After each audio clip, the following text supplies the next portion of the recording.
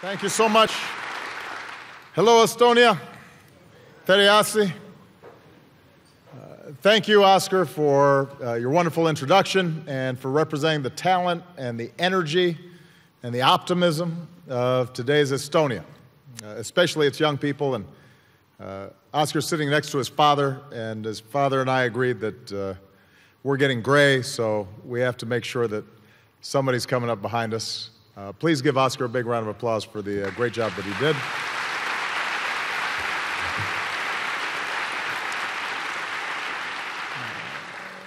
To President Ilves and distinguished guests, to the people of Estonia, it is a great pleasure to be with you in this historic city, in this beautiful land. I thank you for the incredible hospitality that you've shown me today. I understand the weather is always like this. My only regret is that I missed this summer's Laulopito, and I'll try to come back next time and catch it. I bring with me the friendship of the American people, and I'm honored to be the first President of the United States to deliver an address like this to the people of Estonia. I just had the opportunity to meet once again with the presidents of all the Baltic states, and I thank President of Latvia and Lithuania for being here.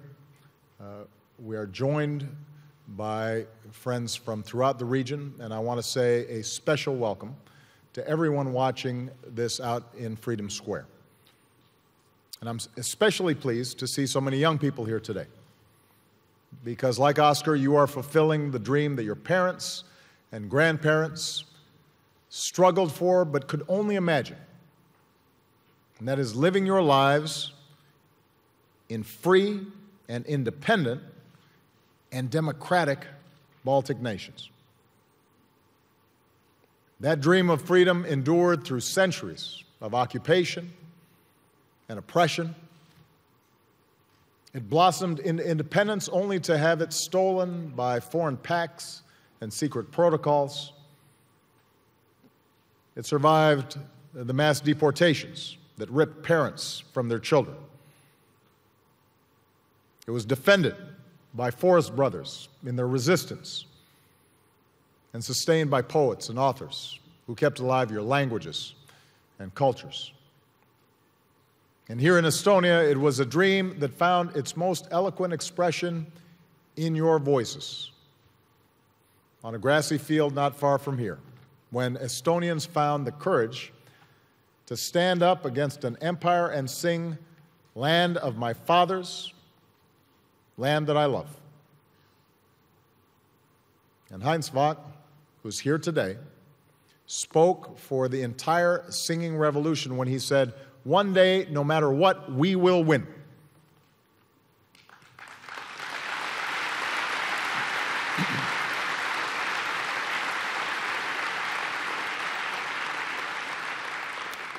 And then exactly 25 years ago, people across the Baltics came together in one of the greatest displays of freedom and nonviolent resistance that the world has ever seen. On that August evening, perhaps 2 million people stepped out of their homes and joined hands. A human chain of freedom, the Baltic Way. And they stretched down highways and across farmlands, from Tallinn to Riga to Vilnius. They lit candles and they sang anthems. Old men and women brought out their flags of independence, and young parents brought their children to teach them that when ordinary people stand together, great change is possible. Here in Estonia, when people joined the line, the password was freedom. As one man said that day, "The Berlin Wall is made of brick and concrete. Our wall is stronger." And it was. Within months, that wall in Berlin was pushed open. The next year, the Baltic peoples finally voted in elections. And when the forces of the past made their last grab for power, you stood up. Lithuanians faced down tanks. Latvians manned barricades. Here in Tallinn, citizens rushed to the TV tower to defend the airwaves of democracy. You won. You reclaimed your countries. And in your new constitution, you declared the independence and sovereignty of Estonia are timeless and inalienable. But the people of the Baltic nations also knew that freedom needs a foundation of security. So you reached out to join the NATO alliance. And we were proud to welcome you as new allies, so that those words of your Constitution, your timeless independence, will always be guaranteed by the strongest military alliance the world has ever known. Today, people working to build their own democracies, from Kiev to Tunis, look to you for inspiration. Your experience cautions that progress is neither easy nor quick. Here in the Baltics, after decades of authoritarian rule, the habits of democracy had to be learned. The institutions of good governance had to be built. Economies had to be reformed. Foreign forces had to be removed from your territory. And transitions of this magnitude are daunting for any nation. But the Baltics show the world what's possible when free peoples come together for the change that they seek. And in that great contest of ideas between freedom and authoritarianism, between liberty and oppression, your success proves, like that human chain 25 years ago, that our way will always be stronger. We're stronger because we're democracies. We're not afraid of free and fair elections, because true legitimacy can only come from one source, and that is the people. We're not afraid of an independent judiciary, because no one is above the law. We're not afraid of a free press, or vibrant debate, or a strong civil society, because leaders must be held accountable. We're not afraid to let our young people go online to learn and discover and organize, because we know that countries are more successful when citizens are free to think for themselves. We're stronger because we embrace open economies. Look at the evidence. Here in Estonia, we see the success of free markets, integration with Europe, taking on tough reforms. You've become one of the most wired countries on earth, a global leader in e-government and high-tech startups. The entrepreneurial spirit of the Estonian people has been unleashed, and your innovations, like Skype, are transforming the world. And we're stronger because we stand together. This year we celebrate the 10th anniversary of the Baltics and NATO. A decade ago, skeptics wondered whether your countries were up to the task, and today they need only look at our training exercises where our troops grow even stronger together, shoulder to shoulder. They can look at Afghanistan, where our forces have sacrificed together to keep us safe, and where in just 3 months, the largest operation in NATO history will come to an end as planned. There is no doubt the Baltics have made our alliance stronger. And your progress reflects a larger truth. Because of the work of generations, because we stood together in a great alliance, because people across this continent have forged a European Union dedicated to cooperation and peace, we've made historic progress towards the vision we share, a Europe that is whole and free and at peace. And yet, as we gather here today, we know that this vision is threatened by Russia's aggression against Ukraine. It is a brazen assault on the territorial integrity of Ukraine, a sovereign and independent European nation. It challenges that most basic of principles of our international system, that borders cannot be redrawn at the barrel of a gun, that nations have the right to determine their own future.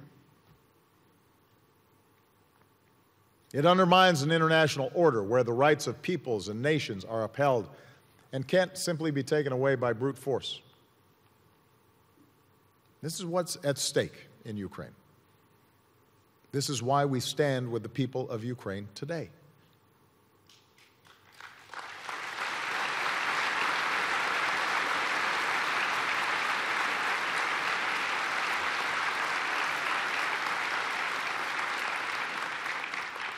Now let's put to rest, once and for all, the distortions or outdated thinking that has caused this crisis.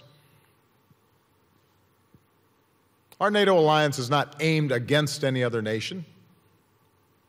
We're an alliance of democracies dedicated to our own collective defense. Countries like Estonia and Latvia and Lithuania are not post-Soviet territory. You are sovereign and independent nations with the right to make your own decisions.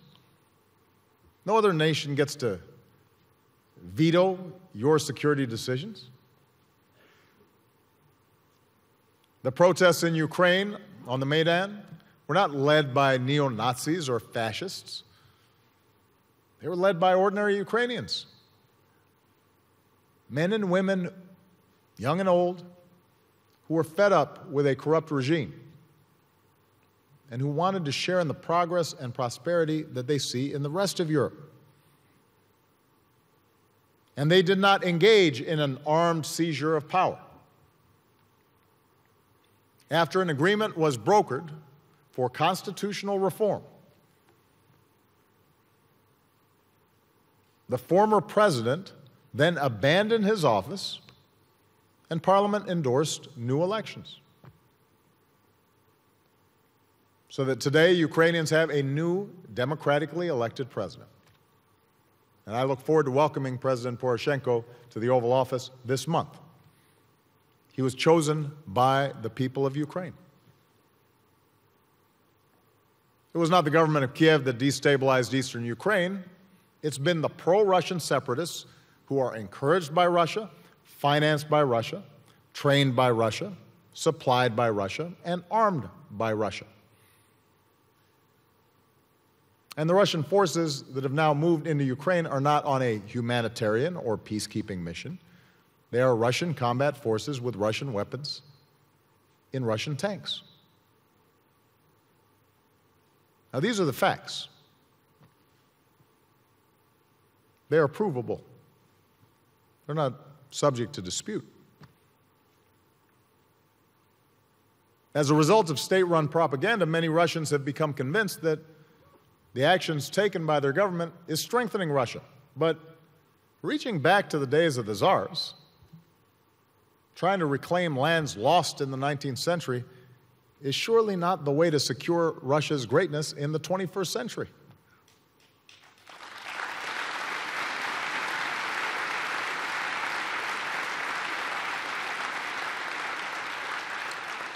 It only shows that unrestrained nationalism is the last refuge of those who cannot or will not deliver real progress and opportunity for their own people at home. Let's also be clear where we stand.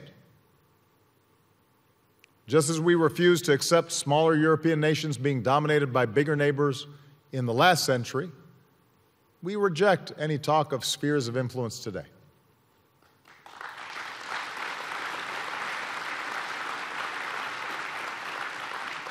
And just as we never accepted the occupation and illegal annexation of the Baltic nations, we will not accept Russia's occupation and illegal annexation of Crimea or any part of Ukraine.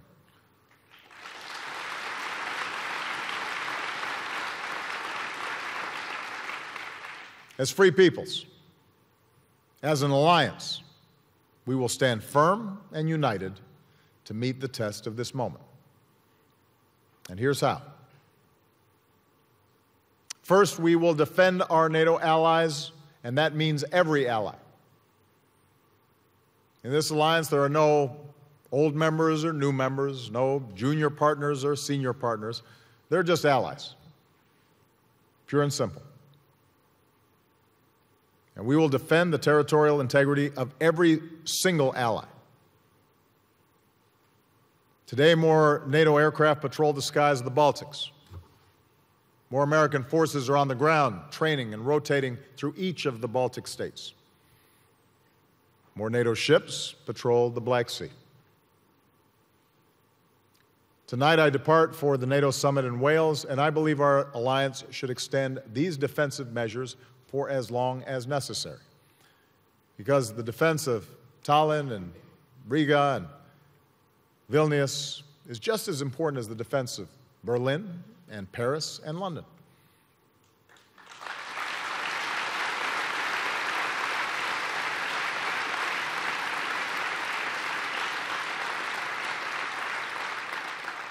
During the long Soviet occupation, the great Estonian poet Maria Under wrote a poem in which she cried to the world, "Who'll come to help?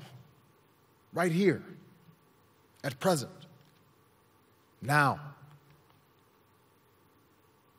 And I say to the people of Estonia and the people of the Baltics, today we are bound by our treaty alliance. We have a solemn duty to each other.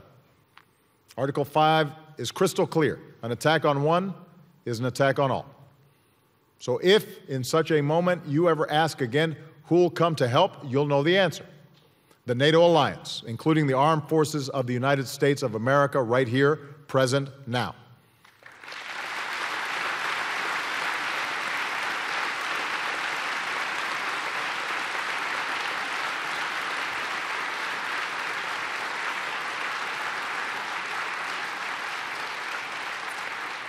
We'll be here for Estonia, we will be here for Latvia, we will be here for Lithuania.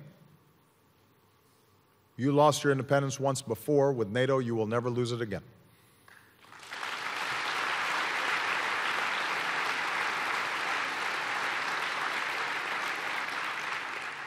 Second, and in addition to the measures we've already taken, the United States is working to bolster the security of our NATO allies and further increase America's military presence in Europe. The new initiative I proposed in Warsaw this spring includes several elements, and we're working with Congress to get it done. Here in the Baltics, it would mean positioning more American equipment so it's ready if needed. It would mean more training and exercises between our militaries. And it would mean more U.S. forces, including American boots on the ground, continuously rotating through Estonia and Latvia and Lithuania. Third, NATO forces need the ability to deploy even faster in times of crisis. Now, this week, our alliance must unite around a new plan to enhance our readiness. And that means we need to step up our defense planning so we're fully prepared for any threat to any ally. It also means we need to have the infrastructure and facilities that can receive rapid reinforcements, including here in the Baltics. We need to enhance NATO's rapid response force so it can deploy even more quickly and not just react to threats, but also deter them. And even as we meet conventional threats, we need to face other challenges. And that includes propaganda campaigns that try to whip up fears and divide people from one another. We reject the idea that people cannot live and thrive together just because they have different backgrounds or speak a different language. And the best antidotes to such distorted thinking are the values that define us. Not just in the Baltics, but throughout Europe. We must acknowledge the inherent dignity and human rights of every person, because our democracies cannot truly succeed until we root out bias and prejudice, both from our institutions and from our hearts. We have to uphold a free press and freedom of speech, because in the end, lies and misinformation are no match for the truth. We have to embrace open and inclusive societies because our countries are more successful and more prosperous when we welcome the talents of all our people, including minorities. That's part of the work that we must do. That's the example we must set. Fourth, even as we keep our country strong at home, we need to keep our alliance strong for the future. And that means investing in the capabilities like intelligence and surveillance and reconnaissance and missile defense. And here in Europe, nations need to do more to spur the growth and prosperity that sustains our alliance. To its great credit, Estonia stands out as an ally that contributes its full share, its full 2% of GDP to the defense of our alliance. And Latvia and Lithuania have pledged to do the same. So this week, that's worth applause.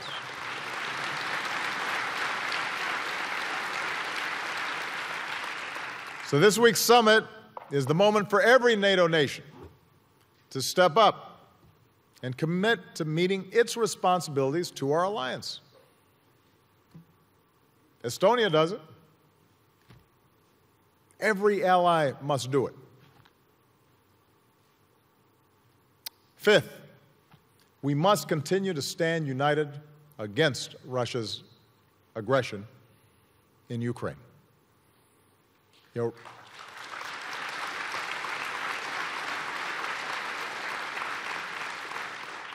Keep in mind that repeatedly President Putin has ignored the opportunity to resolve the crisis in Ukraine diplomatically.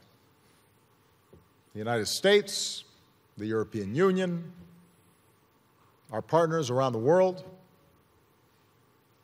have all said we prefer a diplomatic solution. But in light of Russia's unwillingness to seize that opportunity, we have come together to impose major sanctions on Russia for its actions. And make no mistake, Russia is paying a price. Capital is fleeing, foreign investment is plummeting, because investors know that today's Russia is a bad bet, given its behavior. The Russian economy has slipped into recession. Its energy production, which is the engine of the Russian economy, is expected to drop. Its credit rating is near junk status. The ruble just fell to an all-time low. In short, Russia's actions in Ukraine are weakening Russia. Russia's actions are hurting the Russian people.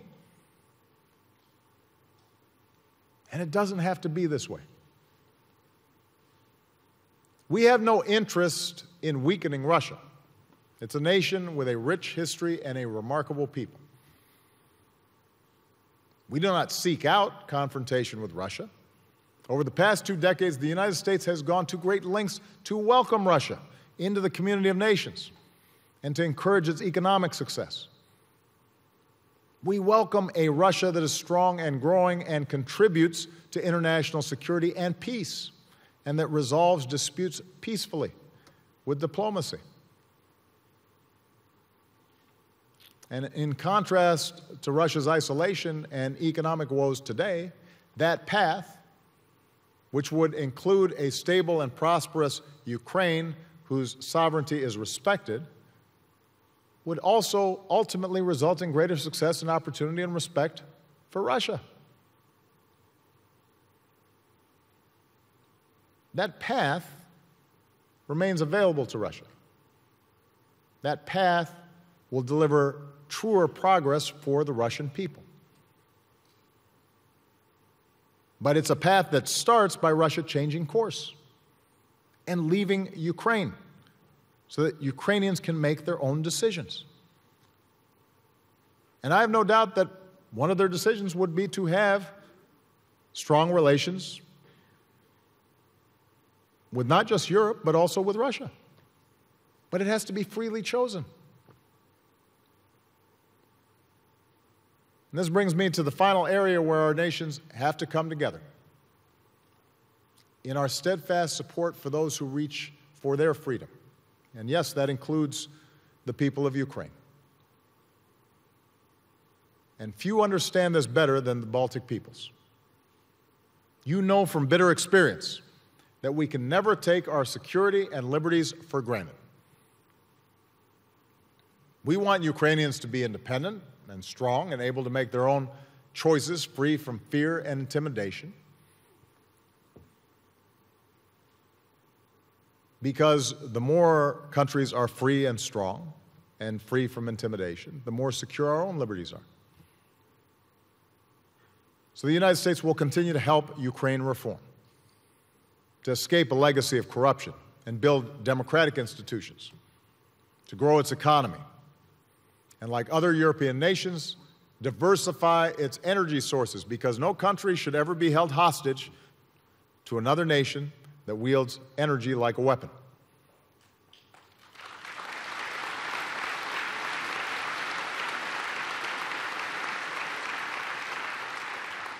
We'll continue to offer training and assistance to help the Ukrainian military grow stronger as they defend their country.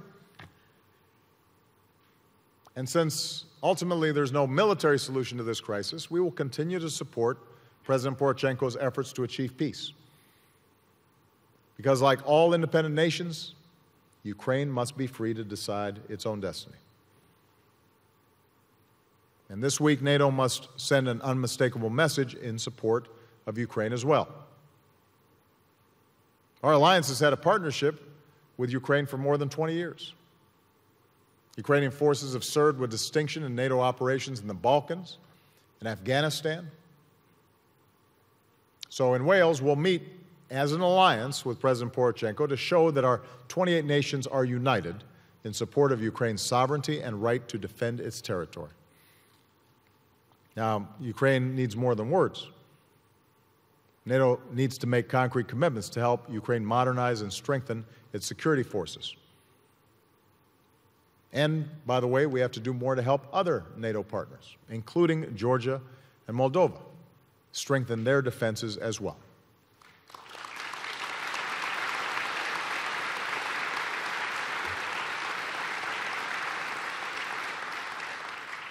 And we must reaffirm the principle that has always guided our alliance. For countries that meet our standards and that can make meaningful contributions to allied security, the door to NATO membership will remain open.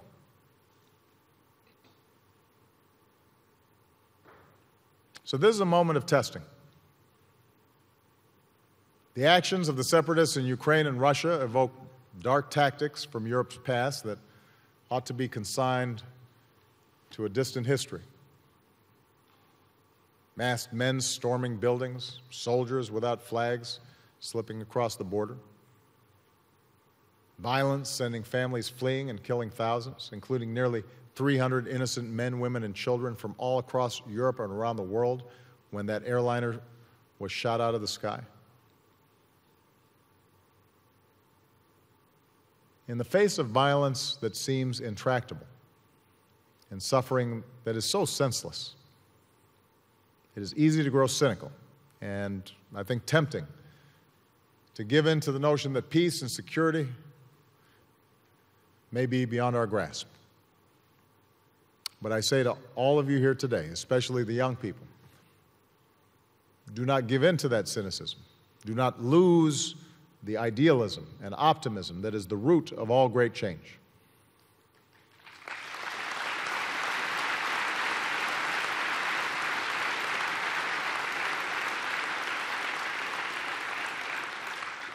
Don't ever lose the faith that says if we want it, if we are willing to work for it, if we stand together, the future can be different.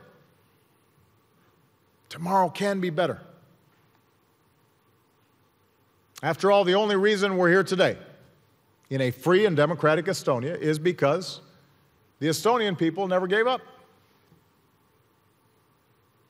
You never gave up when the Red Army came in from the east or when the Nazis came in from the west. You never gave up when the Soviets came back or when they sent your best and brightest to the Gulag, never to return. You never gave up through a long occupation that tried to break your spirit and crush your culture. Their tanks were no equal to the moral power of your voices, united in song. Their walls were no match for the strength of your people, united in that unbreakable chain. And like the Poles and the Hungarians, the Czechs and the Slovaks, and the East Germans on top of that wall, you were stronger, and you always believed, one day, no matter what, we will win. Today, your example, your victory, gives hope to people all over the world. Yes, there will be setbacks, and there will be frustrations, and there will be moments of doubt and moments of despair. The currents of history ebb and flow. But over time, they flow toward freedom. More people in every corner of the earth standing up and reaching to claim those rights that are universal. And that's why, in the end, our ideals are stronger. And that's why, in the end, our ideals will win. Dignity will win, because every human being is born equal with free will and inalienable rights. And any regime or system of government that tries to deny these rights will ultimately fail, and countries that uphold them will only grow stronger. Justice will win, because might does not make right. And the only path to lasting peace is when people know that their dignity will be respected and that their rights will be upheld. And citizens, like nations, will never settle for a world where the big are allowed to bully the small. Sooner or later, they fight back.